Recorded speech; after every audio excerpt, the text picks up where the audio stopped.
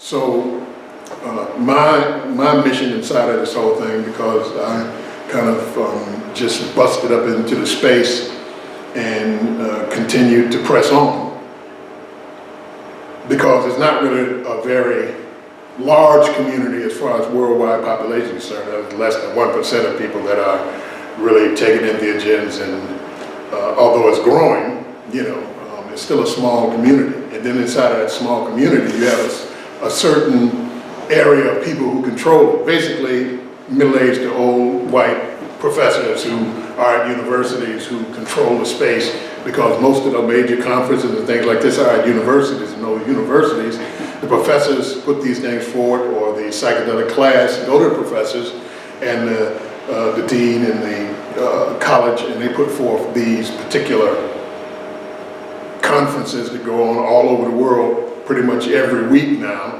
because everybody has their own, they're doing some type of experiments, or they're trying to push the space and things like that.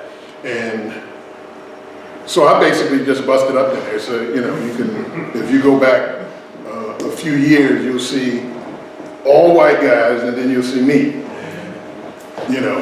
and then they got a formula to be more inclusive, and got a pretty much formula to say, okay, we can get 3 women, we'll get that black guy from Detroit, and then we'll get a couple of indigenous people from Peru or something like that to come in, because they're going to be colorful and make things more legitimate.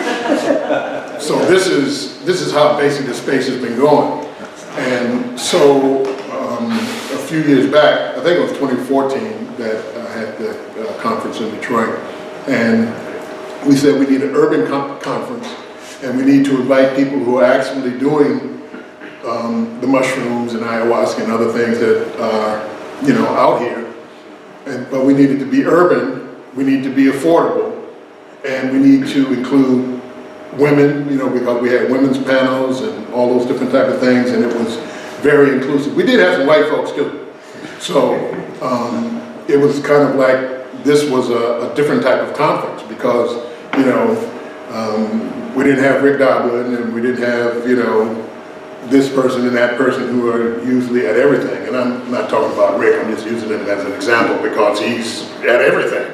So, and we didn't have sponsors, so we didn't have to make things palatable for any of the sponsors, go in a direction that they might not have been, in agreement with, which is one thing, the high dose, because we had people talking about high doses.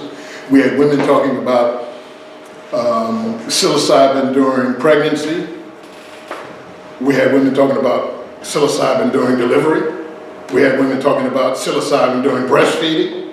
We had women talking about giving small amounts of psilocybin to their infants and young children. So these are things that, MAPS isn't going to touch that. The different groups aren't going to touch that, but that's what they came with, and that's what they want to do, because there are thousands of women during delivery of their babies taking psilocybin, and also during pregnancy. As a matter of fact, one of the speakers at the last conference that we had, his mother and father started him on psilocybin at 3 months old, and he was speaking at the conference, and he spoke about, as a young child, taking psilocybin throughout his life, So our conference was a little bit different than the usual conferences that went on. It was affordable, Most people in urban settings, they want to learn about psychedelics, they want to go to a conference, but, not everybody has enough money to go to Prague, and stay 5 days, hotel 5 days, and then pay for the conference and all of the things that goes along with it, food, and, it's just beyond the sensibility and scope of what many people would be able to do. You could do it because you can do anything, You buy bud, $50 a wop. If you take that $50 and put it in the bank most people every day, you put that money in the bank every day, you can save up enough money to be able to do that. But people, they just don't make that type of sacrifice. So our conference was a little bit different. It's coming up again in August 7th, 8th, and 9th in Detroit. the Detroit Psychedelic Conference. You'll see it on Twitter, well, we'll be talking about it on Twitter, you'll see it on Instagram and Facebook also. You can Google my name and it'll bring all that kind of stuff up. You get in touch with me and see videos and other things.